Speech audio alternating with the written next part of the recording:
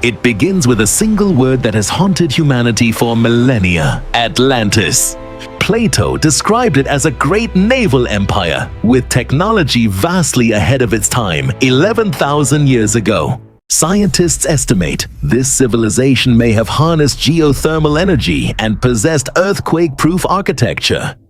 From its bustling markets to its gold-clad temples, Atlantis was the pinnacle of perfection. Until, in a single terrifying day and night, the city was devoured by the sea. For thousands of years, where did we search? The Atlantic Ocean. The dark, crushing deep. The place where explorers believed everything began and ended. From the submersibles of the 20th century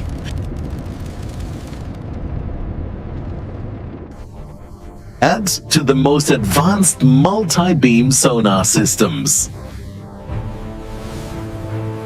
Every single search effort has resulted in a dead end. To many, Atlantis remains nothing more than Plato's moral tale, a metaphor for human hubris. But if the legend holds a core of truth, what went wrong? Dr. Elara Vance believes the error lies not in the seabed, but in the language map itself. The problem began 2 millennia ago, when scholars first translated Plato's numbers. A single mistranslated ancient Greek word could shift an entire Earth coordinate. Take, for instance, the unit of measurement, stadium. Initial researchers had vastly overstated Atlantis' scale, confusing the true size of the structures. Or more crucially, 9,000 years. Plato wrote of the time the disaster occurred. A minor error in translating a single character could turn 9,000 into 900. This has led us to search for the ruins at the completely wrong time and the wrong place. The era of linguistic archaeology has arrived. Dr. Vance's team is using AI to cross-reference Plato's texts with hundreds of other ancient geographical accounts. The algorithm detected a translation isotope error within the descriptions of nautical miles and geological markers. The AI stripped away all assumed noise, isolating the core geographic data. A new coordinate began to take shape, not to the west, but to the east. It pointed to a location nobody had ever considered, where mythology and geology intersect. The coast of West Africa, an area dismissed because it didn't fit the traditional Atlantic hypothesis. A colossal circular structure deep in the Mauritanian desert, the Richat Structure. Could the circle of Atlantis be the eye of the Sahara? But how could a naval city end up stranded in the middle of a desert? How could a city described as being beyond the Pillars of Hercules end up here in Africa? The miracle wasn't the city's physical displacement, but the displacement of the coastline itself. 11,000 years ago, Earth was at the end of the last ice age. If sea levels were 120 meters lower, Richat was not a desert. It sat on a massive peninsula, bordering a colossal, forgotten ancient lake. Dr. Elara Vance identified another key translation error: Thalata. Thalata is commonly translated as ocean, but in certain ancient contexts it simply meant large body of water. If Atlantis was next to a large body of water, not the ocean, Richat becomes a perfect candidate. But what about the famed Pillars of Hercules?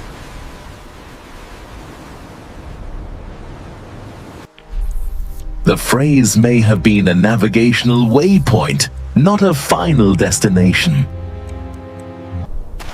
Ground-penetrating radar was deployed to search for subsurface evidence. Vance's team wasn't searching for gold, but for evidence of artificial irrigation and architectural foundations. The GPR technology began to map strange regular linear features. Hidden beneath the arid layers were precise geometric structures that defy natural formation. Crucially, they found the signature of hydraulic canals, deep and perfectly straight lines. Plato described Atlantis with circular canals. Richat contains perfectly concentric rings. But could these linear features just be geological coincidence? To answer that, they needed to pinpoint the date. Luminescence dating was the key.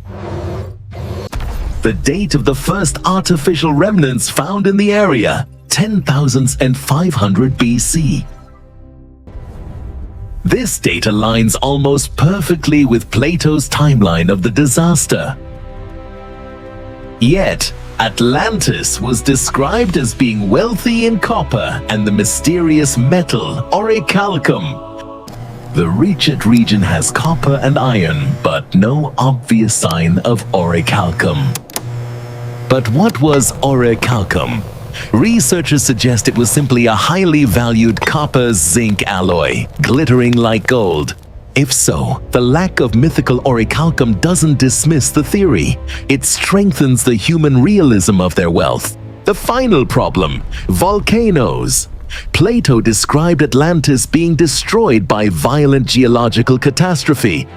Richat is a geological structure, but it is explicitly not a volcano. But the region's geological history suggests an event that may have been even worse: the Atlantic tectonic shift.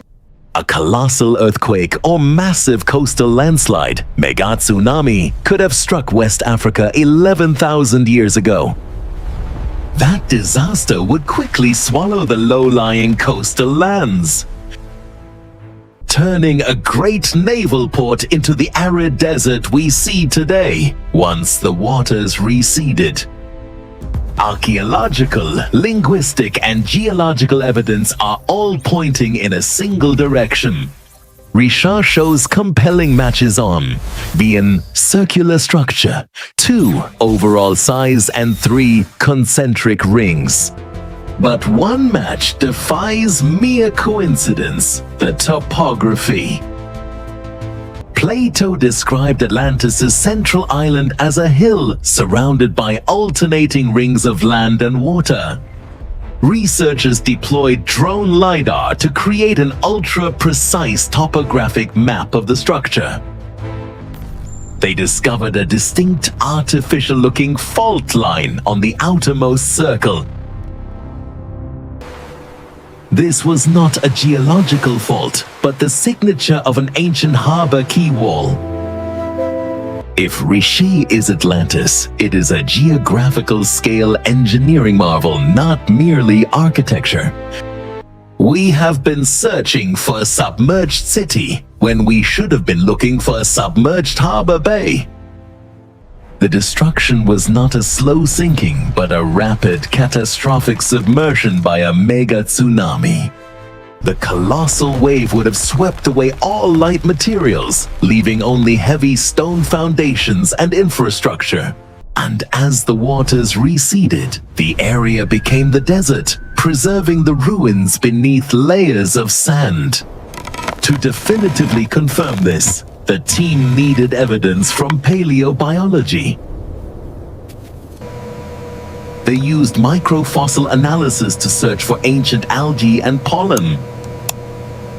The results: this sediment contained large quantities of marine pollen and diatoms dating back 11,000 years. Marine pollen in a desert? The evidence was undeniable. This land was once a saltwater bay or lagoon. It validated the hypothesis of low sea levels and temporary catastrophic submersion. If Richat is Atlantis, then Plato's story is not fiction, but history relayed across the centuries. Who built it? Not just a small, isolated group of Greeks. Atlantis was a multicultural civilization controlling a crucial ancient global trade artery. They were wiped out by a natural catastrophe, not by war. The existence of Atlantis at Richat fundamentally changes our entire historical time frame. Science has finally pinpointed the coordinates, but the work is far from over. The greatest ruins still lie deep beneath the earth and the sand. We stand on the threshold of an unprecedented historical discovery. This is the moment modern science helps us rewrite the forgotten chapters of history. The truth is always more complex than the myth. A story of great advancement, incredible hubris, and the savage destruction of Mother Nature.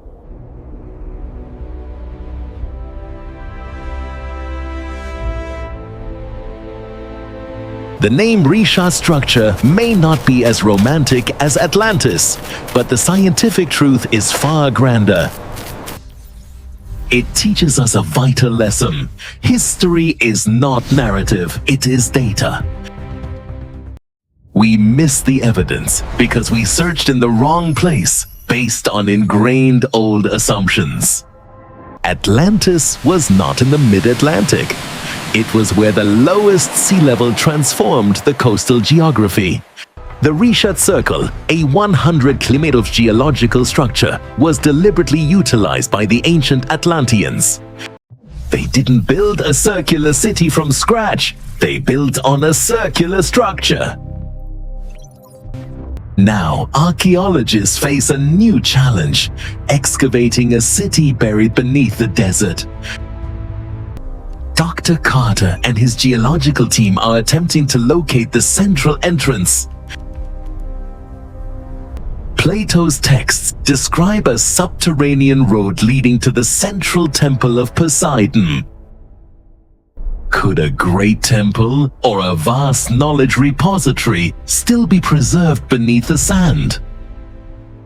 If they find a single artifact bearing a form of writing, it will be the final, undeniable proof, unlocking the language of a lost world. The discovery of Atlantis is more than finding a city. It is the confirmation of a forgotten golden age of human civilization. A complex civilization that reached technological peaks only to be erased by the forces of nature. The lesson for the 21st century: we are not the first to achieve greatness. Progress is always matched by fragility in the face of natural forces. History was erased, but science has rebuilt it. Dr. Vance and her team accomplished what centuries of searching could not. They found Atlantis by stopping the search for where it should be and following the data where it led. This discovery is only the beginning. We need your help to excavate this enormous site and uncover its secrets. Hit Hit subscribe and the notification bell to follow the latest updates from the excavation site. Share this hypothesis. Let the world know history is being rewritten. The future of human history lies beneath this sand.